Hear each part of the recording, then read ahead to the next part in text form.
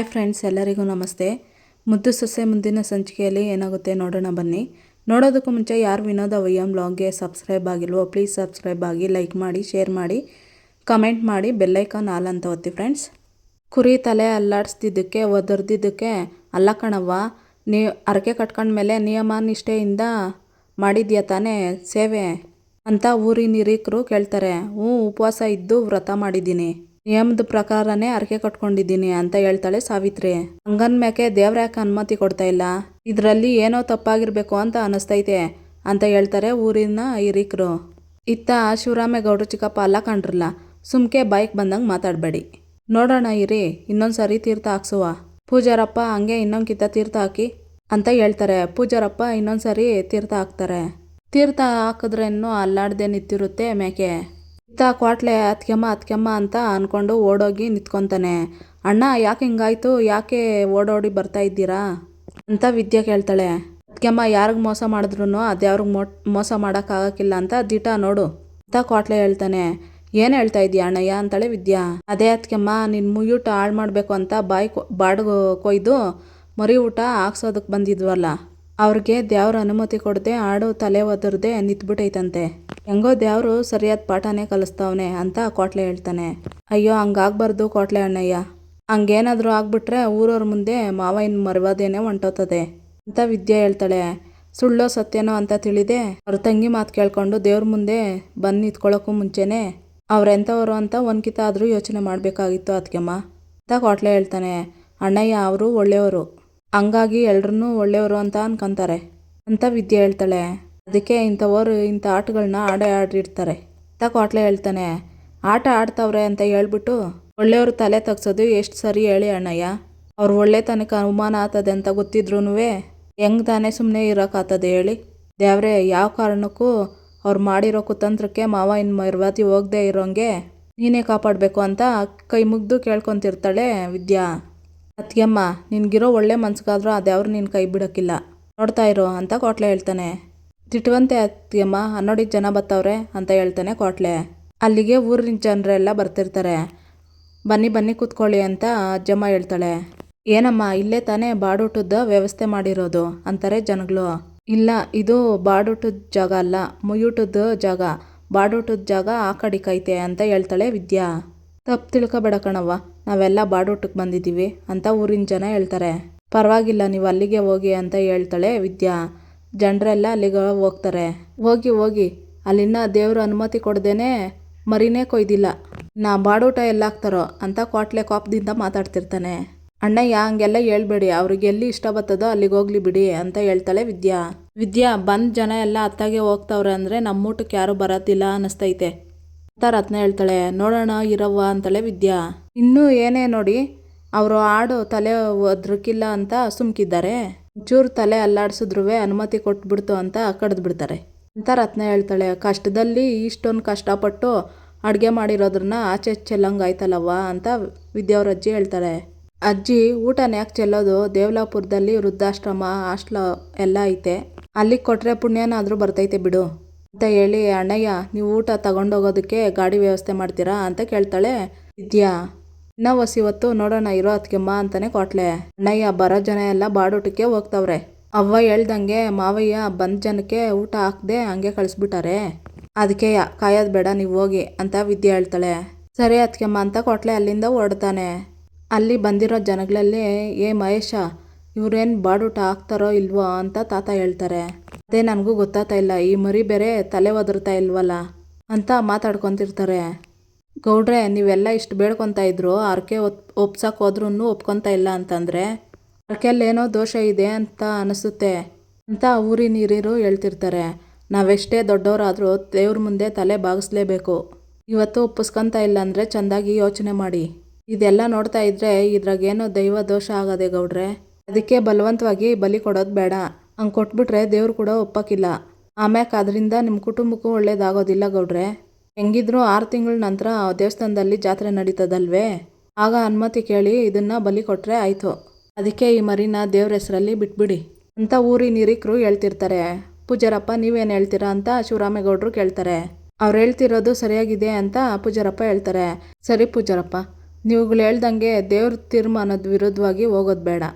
ದೇವರು ಯಾವಾಗ ಅನುಮತಿ ಕೊಡ್ತಾನೋ ಆಗಲೇ ಬಲಿ ಒಪ್ಸೋಣ ಅಂತ ಶಿವರಾಮೇಗೌಡರು ಹೇಳ್ತಾರೆ. ಸರಿಯಪ್ಪ, ನೀನು ಆಡನ್ನ ಕರ್ಕೊಂಡು ಹೋಗೋ ಅಂತ ಗೋವಿಂದೇಗೌಡರು ಹೇಳ್ತಾರೆ. ಊರಿನ ಜನ ಎಲ್ಲೇ ಬಾಡೂಟ ಮಾಡಬೇಕು ಅಂತ ಟ್ಯಾಕ್ಟ್ರ್ ಬೇರೆ ಮಾಡ್ಕೊಬಂದ್ರಲ್ಲೋ, ಇವಾಗ ಹೊಟ್ಟೆಗೆ ತಣ್ಣೀರು ಬಟ್ಟೆನೇ ಗತಿ ಕಂಡ್ಲಾ ಅಂತ ತಾತಪ್ಪ ಹೇಳ್ತಿರ್ತಾರೆ.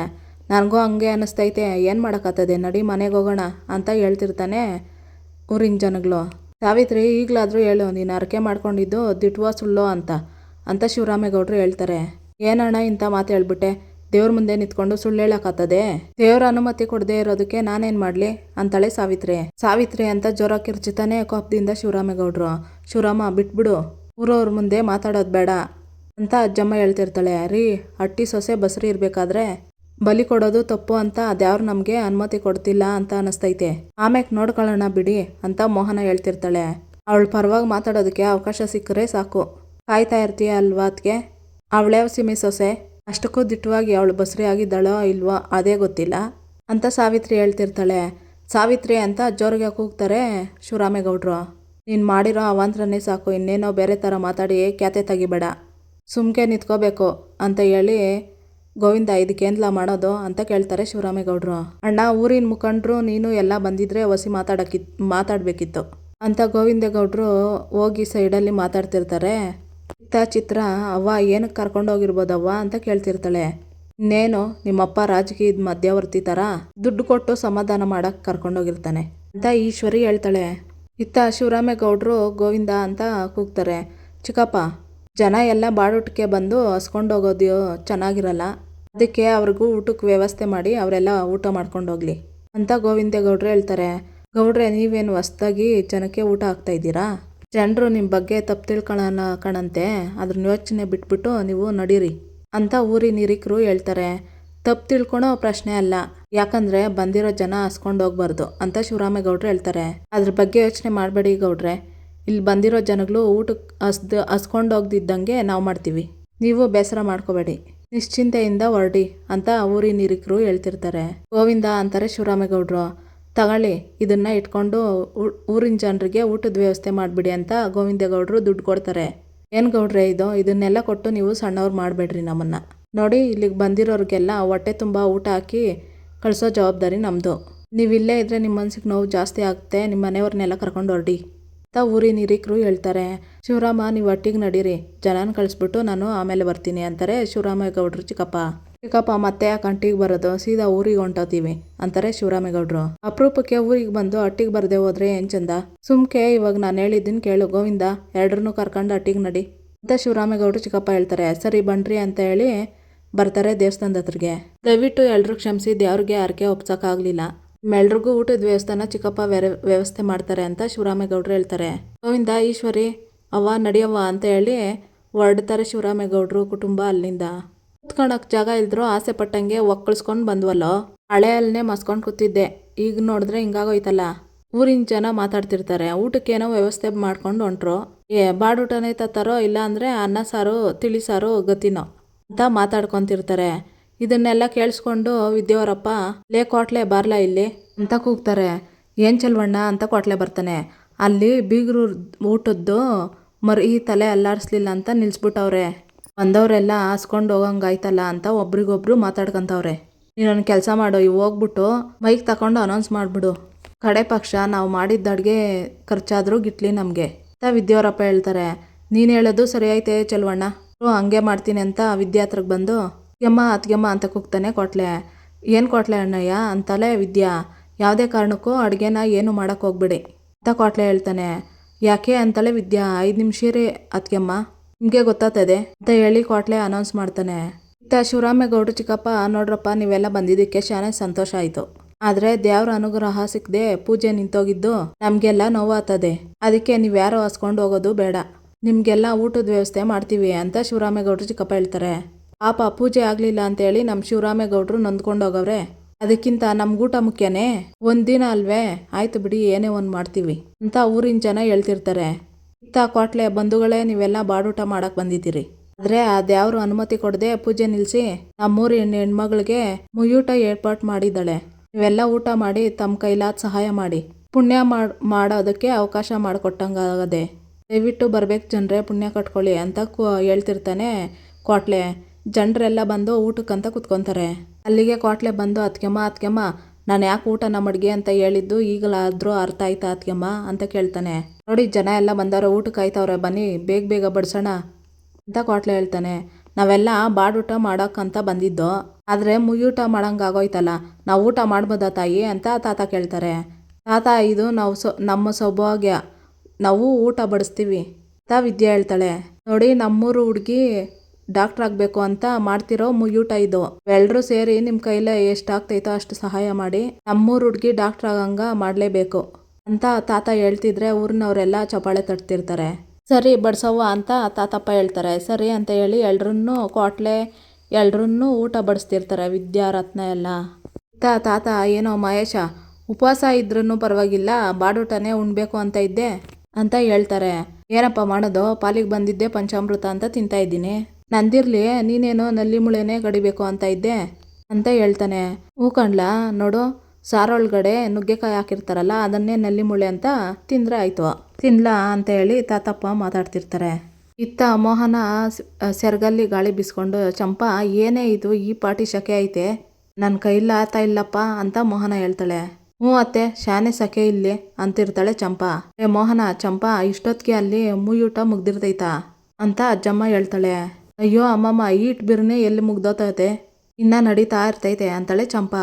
ಯಾಕೋ ನನ್ನ ಮನಸ್ಸು ತಡೀತಾ ಇಲ್ಲ ಕಣ್ರೆ, ನಾವು ಹೋಗಿ ಊಟ ಮಾಡಿ ಮುಯ್ ಕೊಟ್ಬಿಟ್ಟು ಬಂದ್ಬಿಡಣ್ವಾ ಅಂತ ಅಜ್ಜಮ್ಮ ಹೇಳ್ತಾಳೆ. ಅತ್ತೆ ನೀವೇನು ಹೇಳ್ತಾ ಇದ್ದೀರಾ ಅಂತ ಮೋಹನ ಹೇಳ್ತಾಳೆ. ನಾನು ಹೇಳಿದ್ದು ಊಟ ಮಾಡೋಕ್ಕೆ ಹೋಗೋಣ ಅಂತ, ನೀವೇನೋ ಯುದ್ಧ ಮಾಡೋ ರೀತಿ ಹೋಗೋಣ ಅಂದಂಗೆ ಗಾಬರಿ ಆಗ್ತಾ ಇದ್ದೀರಾ ಅಂತ ಅಜ್ಜಮ್ಮ ಹೇಳ್ತಾಳೆ. ಅಲ್ಲ ಅತ್ತೆ, ಈ ವಿಚಾರ ಏನಾದರೂ ನಿಮ್ಮ ಮಗನ ಗೊತ್ತಾದ್ರೆ ಅವ್ರು ನಮ್ಮನ್ನ ಸುಮ್ಮನೆ ಬಿಟ್ಟಾರೆ ಅಂತ ಮೋಹನ ಹೇಳ್ತಾಳೆ. ನಾವೆಲ್ಲ ಹಿಂಗೆ ಸುಮ್ಕೆ ಕುತ್ಕೊಬಿಟ್ರೆ ನಾವೆಲ್ಲ ಅನ್ಕೊಂಡಂಗೆ ವಿದ್ಯಾಗೆ ಬೆಂಬಲ ಕೊಡೋದು ಹೆಂಗೆ ಅಂತ ಅಜ್ಜಮ್ಮ ಹೇಳ್ತಾರೆ. ನನ್ನ ಮನಸ್ಸಿನಾಗೆ ಅಲ್ಲಿಗೆ ಹೋಗಿ ಸಹಾಯ ಮಾಡಬೇಕು ಅಂತ ಆಸೆ ಐತೆ, ಆದರೆ ಇದಕ್ಕೆ ನಿಮ್ಮ ಮಗ ಅಂತಿರ್ತಾಳೆ ಮೋಹನ. ಅವನವ್ವ ನಾನು ಹೇಳ್ತಾ ಇದ್ದೀನಿ, ಮನಸ್ಸಿಗೆ ಸರಿ ಅನ್ನೋದನ್ನ ಮಾಡಿಬಿಡ್ಬೇಕು, ನಡೀರಿ ಅಂತಾಳೆ ಅಜ್ಜಮ್ಮ. ಅದೇನೋ ಸರಿ ಅಮ್ಮಮ್ಮ, ನಾವು ಹೋಗಿದ್ದು ಆದಮೇಲೆ ಗೊತ್ತಾದರೆ ನಿಮ್ಮೇಲೇನೆ ನಿಮ್ಮ ಮಗ ಕೋಪ ಜಾಸ್ತಿ ಮಾಡ್ಕೊಳೋದು ಅಂತ ಹೇಳ್ತಿರ್ತಾಳೆ ಚಂಪಾ. ಈಗ ಅವರು ಹಳ್ಳಿಯಿಂದ ದಿಲ್ಲಿ ಗಂಟ ರಾಜಕೀಯದ ವಿಷಯ ಮಾತಾಡ್ಕೊಂಡು ಕುಂತವ್ರೆ, ಯಾರು ಎಲ್ಲಿಗೆ ಹೋದ್ರು ಅಂತ ತಲೆ ಕೆಡ್ಸ್ಕೊಳೋ ಅಷ್ಟು ಟೈಮ್ ಅವ್ರಿಗಿಲ್ಲ. ನಡೀರಿ ಅವರು ಮಾತು ಮುಗಿಸೋ ಅಷ್ಟರಲ್ಲಿ ಊಟ ಮಾಡಿಕೊಂಡು ಬಂದ್ಬಿಡೋಣ ಅಂತ ಅಜ್ಜಮ್ಮ ಹೇಳ್ತಾಳೆ. ಆದರೂ ಅತ್ತೆ ಅಂತಿರ್ತಾಳೆ ಮೋಹನ. ಈಗೇನೋ ನೀವೇನು ಬಂದಿರೇ ಇಲ್ಲೇ, ನಾನೇ ಹೋಗ್ಬಿಟ್ಟು ಬಂದ್ಬಿಡ್ಲಾ ಅಂತ ಅಜ್ಜಮ್ಮ ಹೇಳ್ತಾಳೆ. ಸರಿ ಅತ್ತೆ, ನಾವು ನೀವು ಹೇಳ್ದಂಗೆ ಹೋಗ್ಬಿಟ್ಟು ಬಂದ್ಬಿಡೋಣ ನಡೀರಿ ಅಂತ ನಡೆಯೋಕೆ ಹೋಗ್ತಾರೆ. ದಡ್ಡಿಗಳ ಹೋಗೋಣ ಅಂದ್ಕೊಂಡು ಹಿಂಗೆ ನೆಟ್ಟಿಗೆ ಹೋಗ್ಬಿಟ್ರೆ ಆಟೆ ನಮ್ಮ ಕತೆ, ಹಿಂಗೆ ತಲೆ ತುಂಬ ಸೆರಗು ಮುಚ್ಕೊಂಡು ಹೋಗೋಣ ಅಂತ ಚಂಪಾ ಮತ್ತು ಮೋಹನ ಅಜ್ಜಮ್ಮ ಹೊರಡ್ತಾರೆ. ಇತ್ತ ತಾತ ಇಂಥ ಸಾರು ತಿಂದು ಎಷ್ಟು ದಿನ ಆಗೈತೆ ಕಣ್ಲ, ಬೊಂಬಾಟಾಗೈತೆ ಉಣ್ಲು ಅಂದ್ಕೊಂಡು ಮಾತಾಡ್ತಿರ್ತಾರೆ. ಎಲ್ಲ ಊಟ ಮಾಡ್ತಾ ಇರ್ತಾರೆ. ಜನಗಳೆಲ್ಲ ಊಟ ಮಾಡಿ ಎಲೆ ಕೆಳಗಡೆ ದುಡ್ಡಿಟ್ಟು ಹೋಗ್ತಾ ಇರ್ತಾರೆ. ಅತ್ಗೆಮ್ಮ ಮೊದಲನೇ ಪಂಕ್ತಿ ಕುಂತಿದ್ದವರೆಲ್ಲ ಎದ್ದೋದ್ರು, ಎರಡನೇ ಪಂಕ್ತಿಗೆ ಜನ ಕಾಯ್ತವ್ರೆ, ಬಿರ್ನೆ ಎಲೆ ಎಲ್ಲ ಎತ್ತಾಕಿ ಅಂತ ಹೇಳ್ತಿರ್ತಾನೆ ಕ್ವಾಟ್ಲೆ. ಇತ್ತ ವಿದ್ಯಾ ಎಲೆ ಎತ್ತಾ ಇರ್ತಾಳೆ. ಒಬ್ಬೊಬ್ಬರು 500 ಒಬ್ಬೊಬ್ಬರು 100 ಇಟ್ಟಿರ್ತಾರೆ. ಇದನ್ನು ನೋಡಿ ಖುಷಿ ಪಡ್ತಾ ಇರ್ತಾಳೆ. ಇಲ್ಲಿಗೆ ಈ ಸಂಚಿಕೆ ಮುಕ್ತಾಯ ಆಗುತ್ತೆ.